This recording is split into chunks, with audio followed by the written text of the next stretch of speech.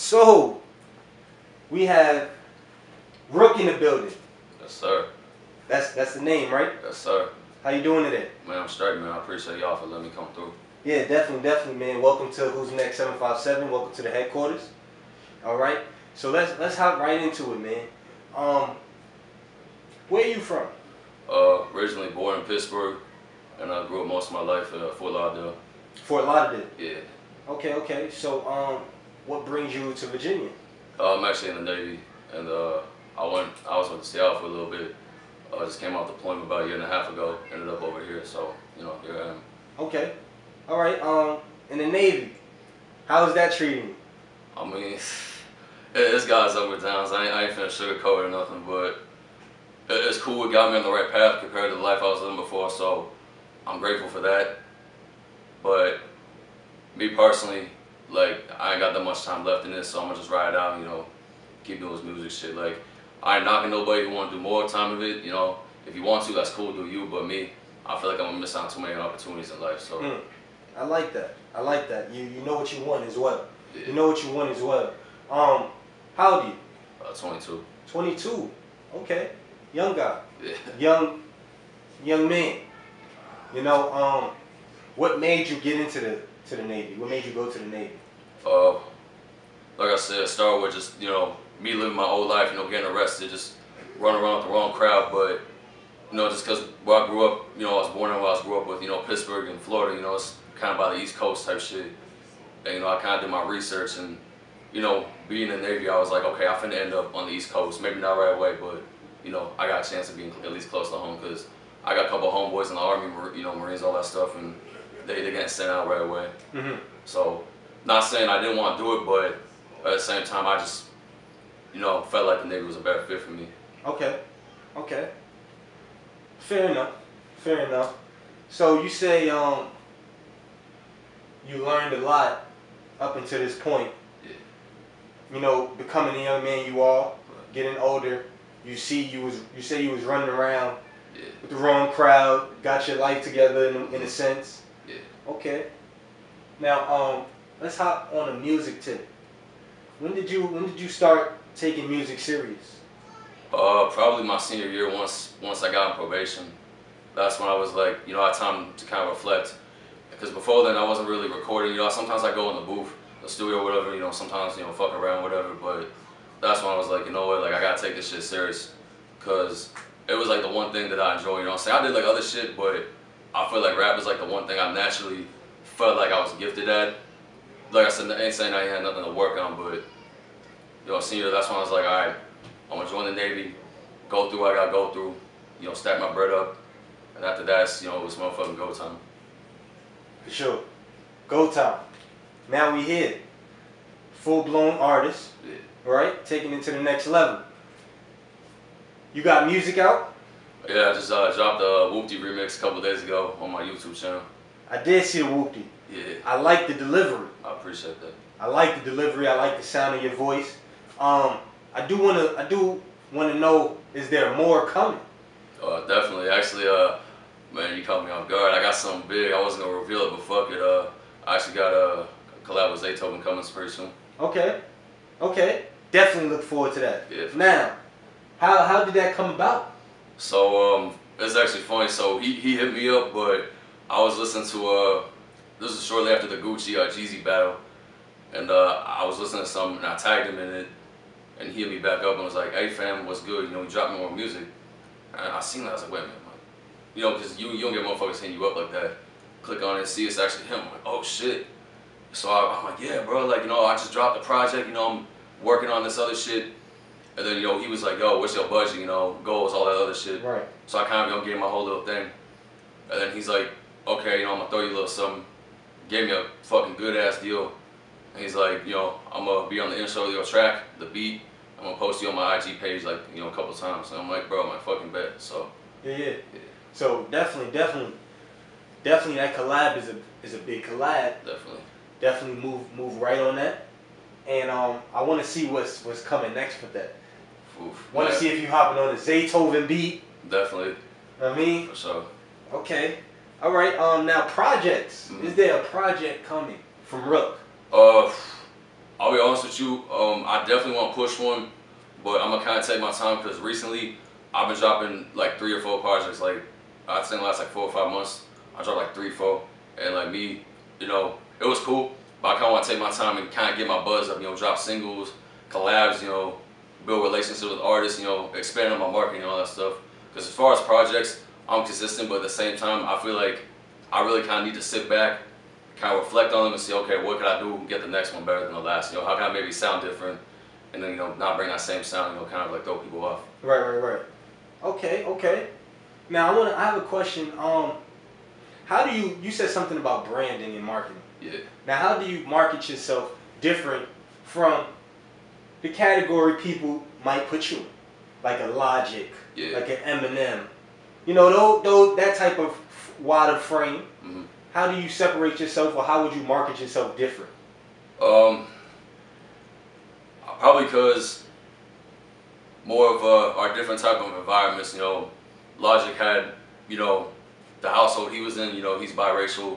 You know, so you got a little that. Eminem grew up in a trailer park. You know, stuff like that.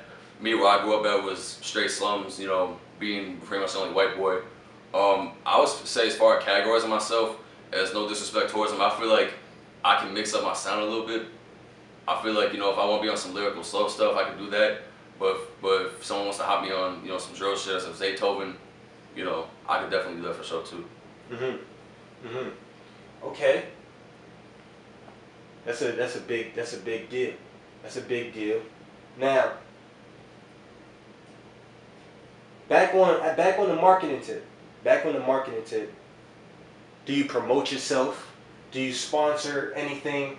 You know, are you looking for small partnerships, small endorsements? Like, I want to see where these artists' minds are. Are you looking to go in any type of lane like that? Endorsements, partnerships? Yeah, definitely.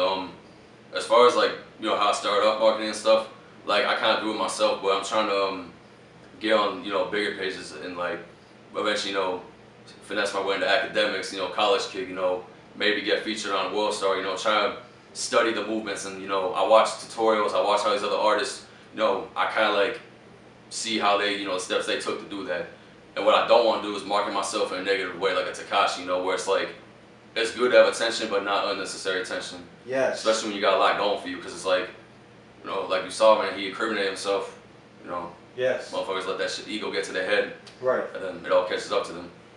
Now, what's your thought on trolls? I mean, you know, first, you know, you think it's funny at first, but it depends on the level of trolling. You know, the way he was doing it at first, it was like, okay, you know, it's kind of entertaining because we all fell for it. You know, I definitely fell for it. I'm like, yo, this motherfucker might, man, I'm like, he got Crips, he got Bloods behind him. I'm like, this fool really, like, untouchable.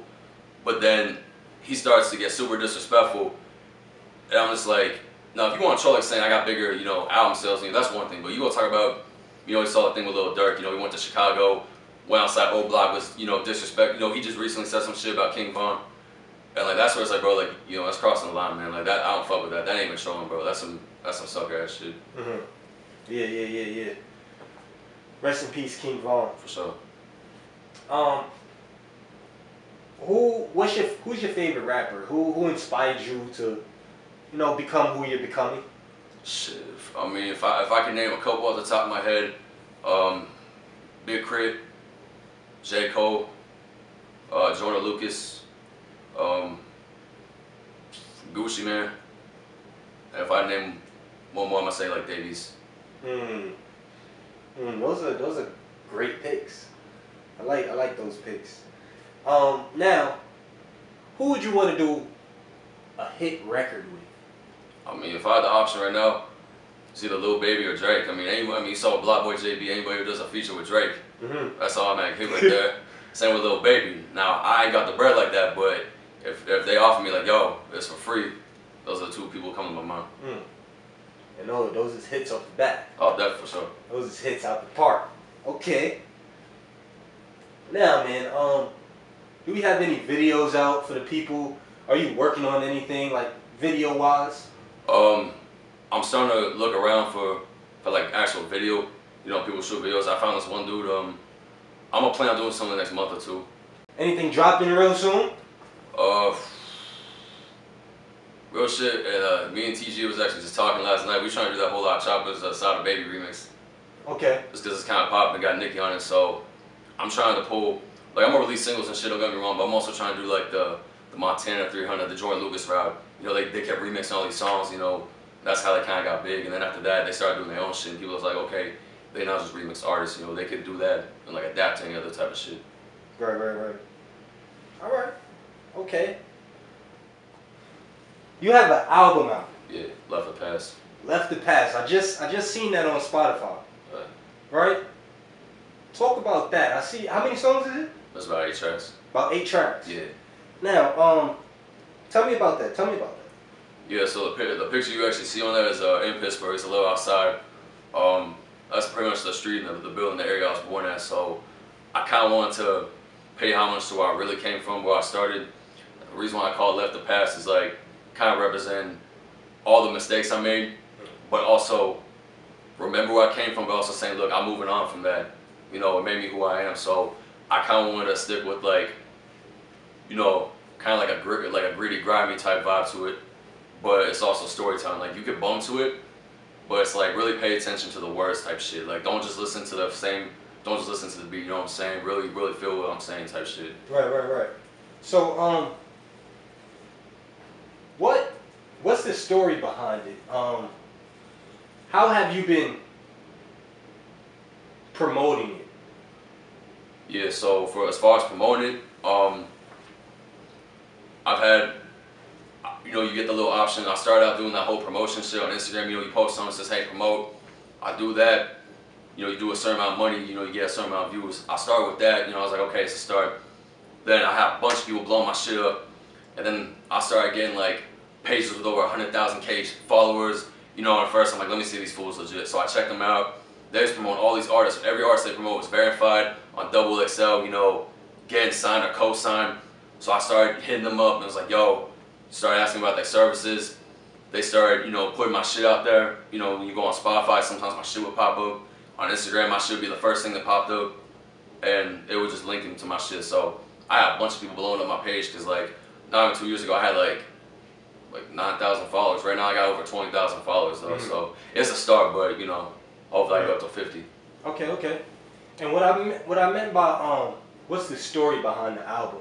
Mm-hmm. I wanted to dig a little deep. Right. Meaning like the process of recording the album. Like what state was you in? I understand you was leaving it in the past. Yeah. But you know, recording in that studio session. Right. What was the vibe like?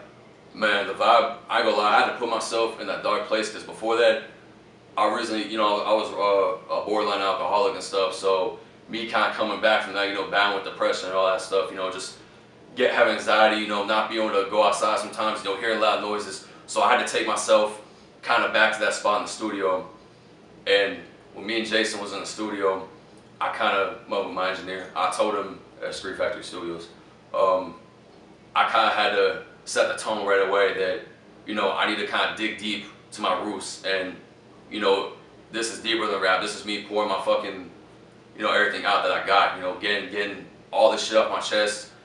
You know, it was like my therapy to me. So I treated it as like a therapy session and really had to, you know, think like, I had fun with it, don't get me wrong. I like that. I had to, you know, I had fun, don't get me wrong, but I had to say what only my circle knew and to let people, this is the real me, this is really what I experienced. And this is the piece of the pie. Like I still got more of that coming, but it was like me kind of introducing myself really as an artist, being like, yo, this is me breaking out my cage, you know, all the other stuff before was cool, but I had to really dig deep and really just show you like, yo, like I'm coming with some real shit like this.